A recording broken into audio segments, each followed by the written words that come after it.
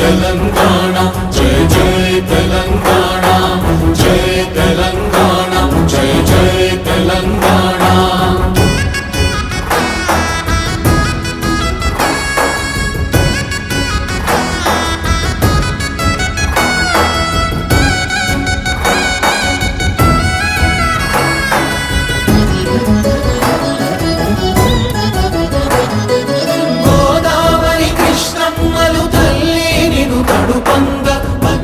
స్వాతంత్రం కోసం జిల్లాకు చెందిన ఎందరో ఉద్యమించగా పలువురు ప్రాణాలు కూడా కోల్పోయారు. ఇంకందరూ ఉద్యమంలో కీలక పాత్ర పోషించారు.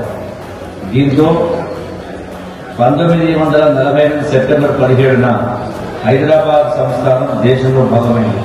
అందుకే మా ప్రభుత్వం ఈరోజు ప్రజాపాలన దినోత్సవంగా నిర్వహిస్తోంది.